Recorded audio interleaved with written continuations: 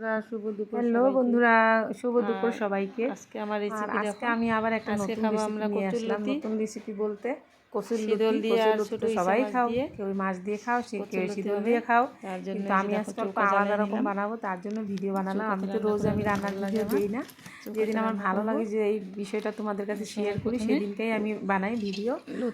আজকে আমি পাকা চুলাটা জ্বালায় নিলাম। আজকে আমি পাকা চুলাতে রাঁধছি। আর আমি দেখো সবার প্রথমে আমি দিয়ে দেবো কচুরলতি ভাপে। আমি তো কচুরলতিটা ভাপ দিয়ে বানাই। আর তার জন্য দেখো আমি সবার প্রথমে নিলাম এই যে কাঁচা লঙ্কা, আদা বাটবো। এটা কিন্তু আমি পেস্ট করব না, আমি আদা বাটা করব, শুধু ফাটাবো। আর এই যে আমার কচুরা দেখো ভাপ দেওয়া হয়ে গেল। ভাপ দেওয়া হয়ে যাওয়ার পর কচুরলতিটা আমি জলের থেকে উঠে নিলাম। আর ভাবছি আমি কোন শীতল দিয়ে বানাবো। আমাদের ঘরে দেখো 2 রকম প্যাকেটে আনা হয়েছে। একটা হলো আমাদের শুধু পুঁঠি শীতল, আর একটা হলো মণিপুরি শীতল। এখন দুইটার সেন্ট আলাদা আলাদা, কিন্তু দুটোটার সেন্টই আমার ভালো লাগে। আর আমি ভাবলাম আজকে বড় শীতল দিয়ে বানানো হোক লতিটা। আর চিকন লতিটার সাথে বড় শীতল দিয়ে বানালে ভালোই লাগে খেতে। তারপর আমি নিয়ে নিলাম বড় শীতল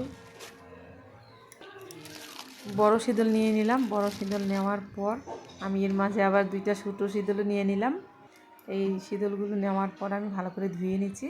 ধোয়ার পর এখন দেখো আমি কড়াইতে দিয়ে দিলাম তেল দেওয়ার পর আমি এখানে পেঁয়াজ দিব। বেশি একটা পেঁয়াজ দিব না, কারণ শীতলের গন্ধটা চলে যায়। পেঁয়াজ বেশি দিলে, পেঁয়াজ বেশি দিব না। আর এই যে শীতল, আর এই যে হলো শুটকি বলে, এই যে হলো ইচা মাছ, কাঁচা ইচা মাছ, এটা কিন্তু শুটকি না।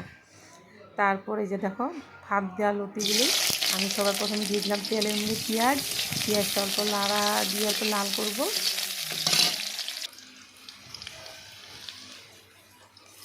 পেঁয়াজটা লাল হয়ে গেছে। তারপরে আমি দিয়ে দিলাম এখানে শীতলগুলো অল্প বেশি ভাজা করবো না, তেলে ভাজা গন্ধটা ভালো লাগবে না, কাঁচা গন্ধটাই ভালো লাগবে। তারপর আমি অল্প ভাজা করে আমি এখানে দিয়ে দিব কচুরলতিগুলো দেওয়ার পর একটু লাড়া দিয়ে মিক্স করে আমি না এখানে একটা আলুও দিয়েছি, কিন্তু আমরা লতিতে শীতল দিয়ে বানালে আলু দিই না, কিন্তু আজকে দিলাম আমি। মাছ আছে, কাঁচা মাছ, তার জন্য। আর এখানে দিয়ে দিলাম আমি হলুদ লবণ দেওয়ার পর আবার নাড়াচাড়া করব।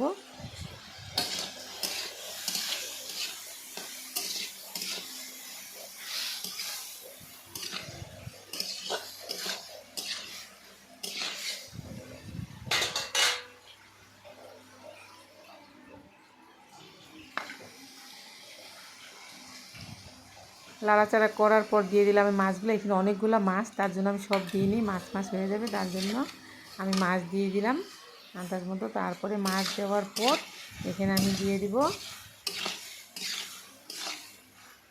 একটু নাড়া দিয়ে নেব আগে, মিক্স করার পর তারপর আমি দিয়ে দিব মরিচ বাটাগুলো দিয়ে দিব।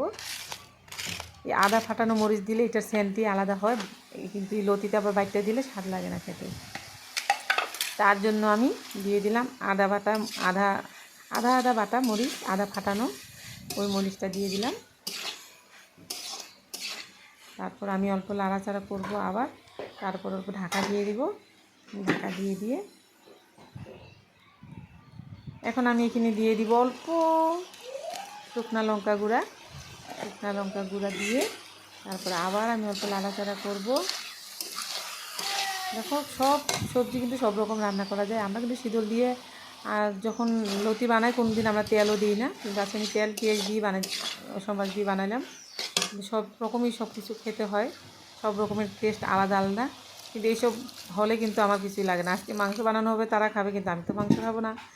আর বড় মাছ আছে, আজকে আমি রান্না করব না, এখন রাত্রে রান্না করব, কিন্তু আমি লতিতে দিয়ে খাবো।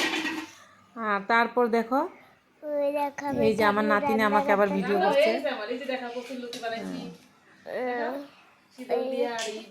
আমার লতিটা হয়ে গেল। এই যে দেখো আমি কালকে রান্না করেছিলাম আমার কাঁচা চুলাটাতে, আর আজকে আবার বানালাম পাকা চুলাতে।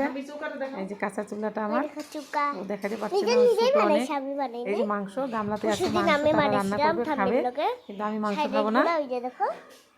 এই যে লাল গামলাতে আছে মাংস, মাংস রান্না করবে।